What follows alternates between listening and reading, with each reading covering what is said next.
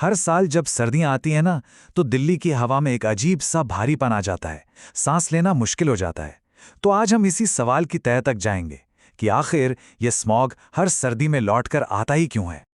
ये सवाल शायद हम सबके मन में उठता है ना, कि आखिर सर्दियों में ऐसा हो क्या जाता है कि दिल्ली की हवा में सांस लेना ही एक जंग बन जाता है। देखिए, ज्यादातर लोग इसका सारा दोष पराली जलाने पर डाल देते हैं। पर क्या सच में बस यही एक वजह है, या फिर कहानी इससे कहीं ज्यादा कॉम्प्लेक्स है? चलिए, आज इस पहेली की एक एक परत खोल कर देखते हैं। तो चलिए, सबसे बेसिक सवाल से शुरू करते हैं। ये स्मॉग आखिर है क्या भला? ये शब्द असल में दो शब्दों को मिलाकर बना है। स्मोक मतलब धुआं और फॉग यानी कोहरा। तो जब प्रदूषण वाला धुआं सर्दियों की नमी यानी कोहरे के साथ मिल जाता है तो बन जाता है ये खतरनाक स्मॉग।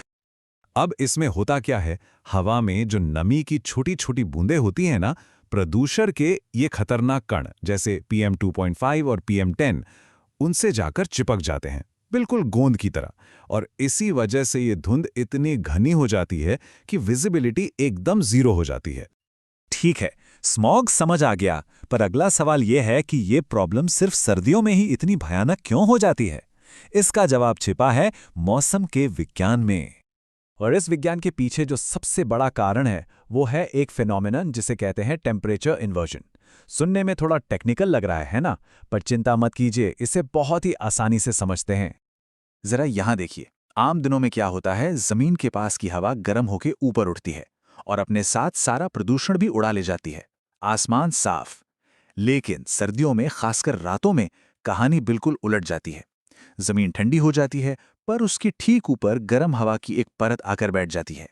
ये गर्म हवा एक ढक्कन या समझ लीजिए एक कंबल की तरह काम करती है और नीचे की ठंडी हवा और उसमें घुले सारे जहरीले धुएं को वहीं जमीन के पास ही कैद कर लेती है। और इस ढक्कन वाली प्रॉब्लम को और भी बदतर बना देती हैं दो और चीजें। पहली, सर्दियों में हवा की रफ्तार बहुत धीमी हो जाती है। मतलब हवा बहती नहीं तो प्रदूषण को उड़ाकर कौन ले जाएगा, वो एक ही जगह जमा होता रहता है। और दूसरी चीज है हवा में नमी का बढ़ना, जो इन प्रदूषण के कणों को चिपकाने का काम करती है। यही नहीं, जो थोड़ी बहुत हवा उत्तर पश्चिम से चलती भी है वो अपने साथ पड़ोसी राज्यों का प्रदूषण भी ले आती है। और यह सारा का सारा प्रदूषण दिल्ली के ऊपर लगे उस ढक्कन के नीचे आकर फंस जाता है। नतीजा ये होता है कि AQI का मीटर बहुत खराब से सीधे गंभीर पर पहुंच जाता है। तो ठीक है, साइंस तो समझ आ गया कि प्रदूषण फंसता क्यों है, पर सवाल यह है कि ये इतना सारा प्रदूषण आखिर आता कहां से है? और सच कहूं तो इसका कोई एक विलन नहीं है, इसके कई खलनायक हैं। एक एक करके गिनते हैं। अक्टूबर नवंबर में पराली का धुआं, फिर दिल्ली का अपना ट्रैफिक जो कभी कम नहीं होता, जगह जगह चल रहे कंस्ट्रक्शन से उड़ती धूल, फैक्ट्रियों और डीजल जनरेटर का धुआं, ऊपर से त्योहारों पर जलने वाले पटाखे, और फिर यहां वहां जलता हुआ कूड़ा। ये सब मिलकर एक ऐसा जहरीला कॉकटेल बनाते हैं जिसमें हम सांस लेने को मजबूर हैं।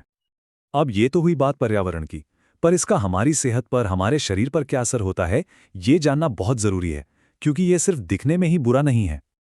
इस स्मॉग में जो सबसे बड़ा दुश्मन है वो है PM 2.5। ये कण इतने इतने ज्यादा छोटे होते हैं कि हमारे बाल की मोटाई से भी कई गुना पतले, और इसीलिए सांस के जरिए सीधे हमारे फेफड़ों की गहराई में और वहां से खून में भी मिल जाते हैं। और इसका नतीजा, गले और आंखों में जलन तो एक आम बात हो जाती है।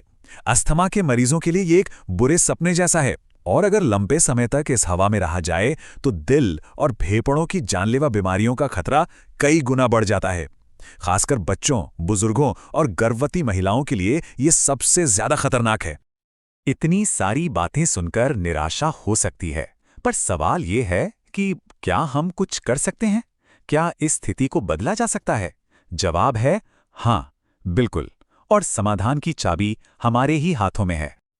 तो हम क्या कर सकते हैं, व्यक्तिगत और सामुदायिक दोनों स्तरों पर? पहली बात, जब AQI बहुत ज्यादा हो तो बाहर हेवी एक्सरसाइज से बचें। अगर बाहर निकलना जरूरी है तो N95 मास्क जरूर पहनें। दूसरी बात, घर के अंदर एयर प्यूरिफायर का इस्तेमाल करें और पीक स्मॉग आवर्स में खिड़कियां बंद रखें। तीसरी बात, जितना हो सके पब्लिक ट्रांसपोर्ट या कारपूल का इस्तेमाल करें। चौथी, कंस्ट्रक्शन साइट्स पर धूल को कंट्रोल करने के नियम सख्ती से लागू हों, ये सुनिश्चित करें। और आखिर में एक समाज के तौर पर पटाखों और कूड़ा जलाने की आदत को हमें छोड़ना ही होगा। तो इस पूरी चर्चा का सार क्या है? यही कि दिल्ली का स्मॉग किसी एक विलन की वजह से नहीं है। ये कई अलग अलग वजहों और सर्दियों के मौसम की साइंस का एक मिला-जुला नतीजा है। और इसका समाधान भी किसी एक के पास नहीं।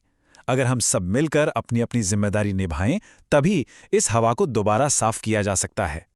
तो जाते जाते बस एक सवाल, अभी जो हमने समाधानों की बात की, उनमें से ऐसा कौन सा एक छोटा सा कदम है जिसे हम सब आज से अभी से शुरू कर सकते हैं?